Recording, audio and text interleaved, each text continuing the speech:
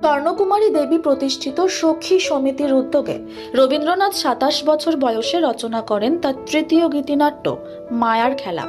পরবর্তীতে শেষ বয়সে এই গীতিনাট্যকে নৃত্যনাট্যের রূপ দেন তিনি। প্রবাদ প্রতিম সঙ্গীত শিল্পী মায়া সেনের জন্মদিন উপলক্ষে কলকাতার মধুসূদন মঞ্চে সাগরময় ভট্টাচার্যর পরিচালনায় বুধবার অনুষ্ঠিত হল রবীন্দ্রনাথ ঠাকুরের সেই গীতিনাট্য মায়ার খেলা। সঙ্গীতাংশে ছিলেন সাগরময় ভট্টাচার্য, অদিতি দে চট্টোপাধ্যায়, বাংলাদেশের শিল্পী জাহানজীব সরোয়ার শিমুল, শুক্লা মজুমদার, এ বাংলার অনুরাধা বসু, সোমদত্তা চট্টোপাধ্যায়, দেবাশিস মুখোপাধ্যায় এবং আরও বহু বিশিষ্ট শিল্পীবৃন্দ। নৃত্যাংশে ছিলেন শান্তিনিকেতনের শর্মিষ্ঠা মুখোপাধ্যায়, পল্লবী রুজ, দেবরূপ সরকার, সমতীর্থ রায়চৌধুরী প্রমুখ বিশিষ্ট শিল্পীবৃন্দ। নৃত্য পরিচালনায় ছিলেন সাগরময় ভট্টাচার্য।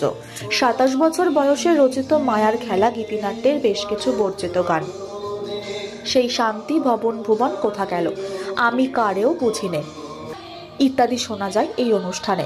আমারও পড়ানো যাহা চায়, সকল হৃদয় দিয়ে ভালোবেসেছি যারে, ওই মধুর মুখ জাগে মনে ইত্যাদি একক পরিবেশনা বিশেষ উল্লেখের দাবি রাখে। তবে সমবেত সঙ্গীত সমগ্র অনুষ্ঠানটিকে অন্য মাত্রা দিয়েছে, এটা বলাই বাহুল্য। নৃত্য পরিবেশনাও ছিল এক কথায় অনবদ্য।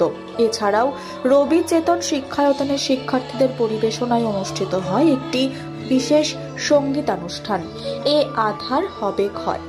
প্রায় ৭৫ জন শিল্পী সমবেতভাবে এদিন মঞ্চে পরিবেশন করেন নির্বাচিত 10টি রবীন্দ্রসঙ্গীত। পরিচালনায় ছিলেন সাগরময় ভট্টাচার্য। অনুষ্ঠানে বিশেষ অতিথি ইন্দ্রাণী ভট্টাচার্য মায়ার খেলা পরিবেশনা নিয়ে তার সুচিন্তিত মতামত ব্যক্ত করেন। এটা একটা দীর্ঘদিনের প্রচেষ্টা, বছর দুয়েকেরও বেশি সময় ধরে আমি এটা নিয়ে চর্চা করেছি। এই সমস্ত গানগুলো এখন আর গাওয়া হয় না বা শোনাও যায় না, কেমন ছিল সেগুলো, শুধু স্বরলিপি আছে। যাই হোক, আপনারা দেখুন, যদি আপনাদের ভালো লাগে তাহলে সবটুকু কাজেরই সার্থকতা হবে।